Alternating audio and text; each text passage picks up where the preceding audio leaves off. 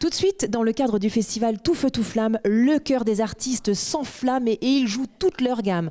Vitrail, peinture, photos, sculpture, bref, une kyrielle d'art qui s'entremêle, qui se juxtapose pour votre plus grand plaisir au gré des couleurs de Talent d'Art ici à Lavaret. Allez, suivez-moi, c'est parti. Eh bien, je viens d'arriver au prieuré de Lavaret. Je viens de retrouver Honza Timmerman qui est l'organisatrice de Talent d'Art. Ça va ? Ça va bien ? Oui, merci, ça va, oui. C'est sympa parce qu'il y a une petite musique, en plus on est dans l'ambiance. Alors Honza, depuis quand existe cet événement ? Alors ça va faire 13 ans que Talent d'Art existe. Et donc c'est la 13e année que nous organisons Talent d'Art dans ce beau lieu. Mais ce n'est pas tout le temps au prieuré, hein. L'année dernière, on était aussi à Saint-Calais.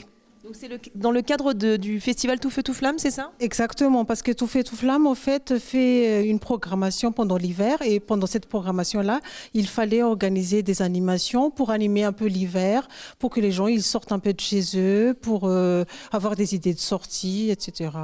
pendant les vacances d'hiver. C'est formidable. Et alors du coup, combien y a-t-il d'artistes cette année ?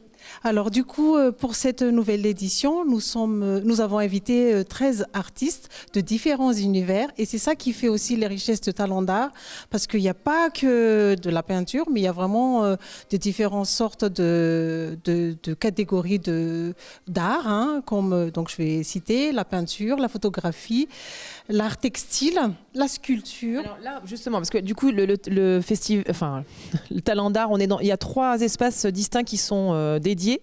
Donc là, on est sur la première partie, on a une photographe, on a un tourneur sur bois, n'est-ce pas ? Oui, c'est ça. Il y a Aurélie, donc photographe de Semur-en-Vallon.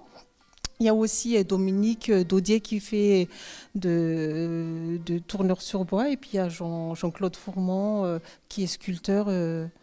Vous voyez bien qu'il y a vraiment une diversité. Oui, c'est très riche, il y a un vrai florilège et c'est vrai que les photos sont très belles et puis elles amènent un petit peu au voyage, il y a de très jolies choses. Le tourneur sur bois, effectivement, c'est intéressant, c'est original, c'est des jolies pièces, voilà, c'est sympathique. Et donc, on a notre sculpteur qui est par là, a priori. Bonjour, comment on s'appelle ? Jean-Claude. Ça va, Jean-Claude ? Très bien. Ça a l'air.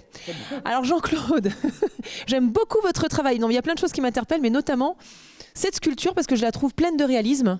Je trouve que c'est très très beau, c'est assez étonnant. Hyper réaliste par rapport à l'époque. Oui. Le passé, le présent et le futur. Donc, il suffit de... Je suis parti sur une idée d'un texte de Einstein. Très bien. Qui est donc écrit sur le livre. Voilà, sur le livre. Et c'est un petit peu la manière de s'interpeller sur l'humain, sur pas mal de choses. Voilà. C'est un bronze ? Non, pas du tout. C'est tout. Bon, on dirait un bronze. Oui, mais c'est de la céramique. De la céramique ? De la céramique, oui. C'est un mélange de terre... la terre de Langeais et de la terre du Fuilet, ce sont des villages de potiers de la région. Et c'est comme ça que vous obtenez, parce que la couleur, c'est étonnant. En fait, l'ensemble a été cuit dans un four à bois dimanche dernier, dans un four à bois à Saint-Calais, dans le four à bois de l'association Terres et Feux. Et donc c'est cuit à 1280 degrés, 1293 degrés. Et c'est les différences de terre qui donnent ces couleurs différentes. Sauf les livres qui sont en grès blanc avec un engobe coloré dessus. C'est incroyable. C'est-à-dire que le compas, on dirait du bois. Le compas, c'est de la céramique. C'est fou. C'est fou. Ça a bien pris la couleur avec la flamme. Dans le four, la flamme passe dans la chambre où on pose toutes nos pièces. Et en fait, c'est la flamme qui colore un petit peu toutes ces œuvres qu'il peut y avoir dedans. Écoutez, en tout cas, c'est un travail magnifique. Et puis tout autour, je vois qu'il y a aussi de travail. Vous n'êtes pas venu tout seul, vous avez amené le travail de vos amis, donc c'est bien. J'ai une amie, Françoise Fro, qui vient travailler avec moi dans mon atelier à peu près une fois par semaine. Et donc, je suis venu avec quelques pièces qu'elle a pu élaborer ces derniers temps. Et puis un monsieur que je reconnais de loin, un buste, ce visage m'est familier. Monsieur Christian Rouleau. Christian Rouleau habite à Ardennais-sur-Mérise. J'habite également à Ardennais-sur-Mérise. Et en plus, à Ardennais-sur-Mérise, on a en plus un céramiste mondialement connu qui s'appelle Marc Usan. Et Christian Rouleau est un collectionneur de cartes et je lui avais fait des hauts reliefs représentant des arcanes du jeu de tarot ancien. Eh bien écoutez, c'est très réussi, merci et bravo, c'est très très joli. Nous on va continuer notre petit tour, on va aller voir ce qui se passe à l'étage. Allez donc. Merci. Bonne visite. Alors là, je viens de retrouver un visage qui est familier, que vous avez déjà vu sur LMTV. Gérard. Bonjour Gérard, ça va bien? Bonjour, oui, ça va très bien, merci. Alors Parfait. Gérard, moi j'étais déjà tombée amoureuse de votre travail, mais là pour le coup il y a des formats un petit peu différents. Ces sculptures sont magnifiques. Merci beaucoup. Oui, je vois bien, je sais que c'est un coup de cœur pour vous, donc à chaque fois vous me le dites, je suis très ravi, au contraire, je suis charmé et par vous surtout. C'est très gentil. Juste rappelons à nos téléspectateurs et téléspectatrices qu'en fait c'est de l'argile. Alors c'est de l'argile effectivement autodurcissante, c'est-à-dire que ça ne passe pas au four. Comme une pièce comme celle-ci, c'est 1 mois de séchage et ensuite peinture, vernis et tout le cheminement pour fabriquer la sculpture, quoi, en fait. Et alors, ce qui est très intéressant, c'est la déclinaison de ces pièces, donc de ces sculptures en tableau. C'est magnifique aussi ce travail-là. Alors j'avais commencé justement par les tableaux et j'ai voulu après refaire ça en 3D. Donc c'est pour ça que je voulais que ce soit des pièces assez importantes. Alors je vais refaire bientôt des tableaux aussi, mais en format plus grand. Plus grand, c'est-à-dire ce qui représente? C'est le projet, j'ai envie de faire des cadres de 50-70 cm maintenant. C'est formidable. Et donc du coup, parce que votre travail, bon, évidemment, il est très coloré, c'est vraiment très beau. Et l'inspiration, elle vous vient d'où au final? Eh ben, moi, j'ai toujours aimé ce genre de personnage, donc je m'inspire plutôt de Picasso, bien entendu. Mais après, c'est un petit peu à l'instinct. On prend une feuille de papier, on dessine, on met des yeux, des nez, des bouches, et puis à la finale, ça donne un petit peu tout ça, quoi. Ouais, c'est rigolo, plus qu'un Picasso, moi ça me fait penser à du combat, ça, bizarrement. Alors... Ah oui, tout à fait, oui, exactement. Bon, en tout cas, c'est très très beau. Alors donc, si quelqu'un veut acheter une de ses œuvres, ça se passe où? C'est quoi l'adresse? On a un site, on a quelque chose? Non, enfin j'ai une adresse mail, mais... Ah ben, faut la donner. Et puis j'ai un Facebook. Ah ben, faut le donner aussi. Ouais, c'est un gérard.daudier@orange.fr. Super. Et puis sinon, c'est lors des expositions que je vends quelques pièces, quoi. Oui, mais enfin, si quelqu'un tombe amoureux de ce qu'il voit sur LMTV et qu'il a envie, donc le Facebook, c'est quoi? Eh bien, pareil, c'est pareil, c'est même chose, gérard.daudier. C'est parfait. Ouais. Merci Gérard. Faut faire de la communication, Gérard. Hein. Bah oui, effectivement, mais bon, moi, si vous voulez, au départ, je voulais même pas faire d'exposition. C'est ma femme qui m'a poussé à le faire. Elle a bien fait, votre femme. Elle est super. Elle s'appelle comment, votre femme? Nadine. Nadine, chapeau. Bravo, ça aurait été dommage quand même. Merci Gérard. Bon, moi je continue mon petit tour. Hein. Très bien. Merci. Bonjour. Quel est votre petit nom? Patrice Blanchet. Alors Patrice, comment vous êtes venu au vitrail? Alors, ça fait longtemps que je m'intéresse au vitrail. Ceci dit, j'ai toujours fait du dessin, de la sculpture, de la gravure, de la peinture, et puis maintenant je me suis mis au vitrail. Voilà. Mais alors là, c'est un travail différent. Enfin, même si quand on peint, on travaille aussi les effets par rapport à la lumière, pour donner du relief, etc. Mais là, pour le coup, c'est un vrai travail. Ah, c'est un travail spécifique, mais on travaille... Comme la peinture, on travaille toujours avec la lumière. Là, je travaille, au lieu de mettre de la peinture, c'est des verres colorés que je peux superposer pour avoir des teintes différentes. Voilà, donc, et ceci dit, le vitrail qui est là-bas, il y a de la peinture dessus. Donc, voilà. Donc en fait, parce que donc, chacun de vos vitraux sont différents, oui. Vous dessinez d'abord, vous faites un croquis et ensuite vous les créez? On fait d'abord un croquis, après on passe par une maquette à taille réelle sur laquelle on vient mettre des couleurs. Après, à partir de là, on va choisir les verres qu'on va mettre en fonction du rendu qu'on va obtenir.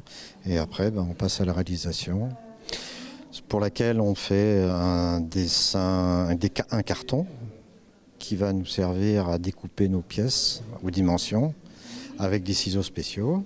Des qui s'appellent, qu'ils ont Des ciseaux 3 lames, voilà, qui permettent, puisque si vous regardez les vitraux, on a une épaisseur entre chaque verre, et cette épaisseur-là, elle est donnée par les ciseaux, en fait. Très bien. Et c'est ce qui donne la nuance, c'est ce qui permet ou pas du tout? Ah, pas du tout, non, c'est ce qui sert au montage. Après, puisqu'il y a du montage en Tiffany, c'est avec du cuivre, c'est pas très épais. Et quand on a un montage avec plomb, on a plus large. Donc voilà, donc on a 2 sortes de ciseaux pour faire... Et donc vous travaillez sur commande, c'est-à-dire que si quelqu'un veut quelque chose pour sa maison, il vous appelle et... Absolument, ça arrive, oui. Et alors on vous trouve où? J'ai un site, blanchetpatrice.com. Et vous travaillez où? Vous avez un atelier J'ai un atelier chez moi. Oui. C'est où chez vous? Je suis sur Conneray, moi. Très bien. Voilà. Bah oui, mais c'est pas marqué sur votre tête, hein, mon cher Patrice. Hein, donc voilà, je vous pose la question. Ça vous paraît évident, mais pas pour moi. Non. Bah, écoutez, merci en tout cas, bravo. Je vous en prie, merci. Alors là, je viens de retrouver Jean-Luc Lefebvre. Jean-Luc Lefebvre qui est donc photographe. Ça va, Jean-Luc? Ça va très bien. Alors Jean-Luc, moi je suis interpellée par votre travail parce qu'on a l'impression que c'est de la peinture, or c'est de la photo. Et je serais assez curieuse de savoir comment vous arrivez à avoir ce rendu. Alors ce rendu, c'est du clair-obscur. Tout est fait dans mon studio, parce que j'ai mon studio personnel. Et cette série Née de la flamme, c'est une série qui a été faite avec un assemblage de 3 images. La bougie, la femme et la fumée. Voilà. Donc, Mais pas pris séparément, tout en même temps. non, c'est pris séparément. Ah, c'est très 3 images qui sont réassemblées. Ah, très bien. Et c'est très onirique comme travail, c'est très beau. Vous avez eu envie de sublimer le corps de la femme, c'est ça l'idée? Complètement, oui. Sublimer, cacher et que ces images soient très pudiques. Oui, c'est le cas en fait, c'est ce qu'on ressent. C'est-à-dire il y a une pudeur et en même temps on dévoile des choses Voilà. sans trop en montrer. C'est mon but, c'est toujours mon but. C'est très délicat. Alors ce qui est assez rigolo quand même, c'est qu'on est dans le cadre du festival Tout Feu Tout Flamme et on est sur une photo avec une bougie et tout, c'est quand même étonnant. Alors, c'est pas étonnant parce que, en fait, Onja, quand elle m'a invité, elle m'a dit ça sera consacré à la couleur. J'ai dit oui, mais moi j'ai présenté quelque chose dans le cadre de Tout Feu Tout Flamme avec une bougie, donc j'ai la flamme. Elle m'a dit bon, ok, c'est bon.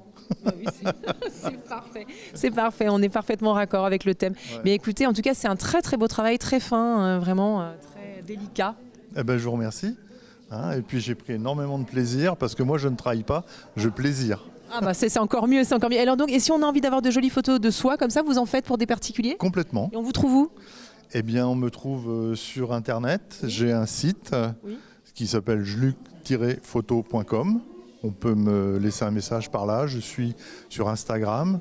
Oui, Jluc72 sur Instagram. d'accord. Et puis le reste, ça défile. C'est formidable. Voilà. Écoutez, en tout cas, bravo, c'est très beau. Merci beaucoup. Merci à vous. Merci. Avant de se quitter, j'ai retrouvé Honza. Alors là, on est dans la dernière pièce. Il y a 4 artistes merveilleuses. Bon, c'est des coquines, elles ne voulaient pas parler. Donc voilà, donc c'est Honza qui s'y colle. Alors du coup, donc là, comme vous pouvez voir, ce sera Isabelle qui fait de l'aquarelle. Ici, c'est Flora qui fait de la laine feutrée. Oui, que j'adore. Je l'avais découverte à Tuffet, mais c'est une coquine, elle ne veut jamais parler à la caméra. Elle est vilaine. Et Frédéric qui fait de la peinture. Et on termine par Mireille qui fait de la peinture, Oui. qui est en train de faire... C'est en train de procéder. Là, Oui, ouais. mais Mireille, je la connais aussi. Mireille, elle ne veut jamais parler aussi non plus. C'est une vilaine. Est-ce qu'on a des petites choses à nous annoncer que vous organisez prochainement? Alors du coup, Talent d'Art, si vous avez aimé Talent d'Art, vous pouvez nous revoir l'année prochaine à Saint-Calais cette fois-ci pour la 14e édition. D'accord. Et alors, il y a des dates précises ou pas? Alors c'est souvent pendant les vacances scolaires février. Là, au jour d'aujourd'hui, je ne peux pas vous donner la date, mais c'est souvent... Sensiblement la même période. Exactement. C'est parfait. Merci beaucoup, Honza, c'est super. Merci beaucoup. Formidable. Merci. Et bien voilà, c'est sur cette jolie note que se termine notre émission de la semaine. J'espère que vous avez passé un bon moment. En tout cas, moi, j'ai hâte de vous retrouver la semaine prochaine pour de nouvelles aventures. En attendant, prenez bien soin de vous. Je vous embrasse.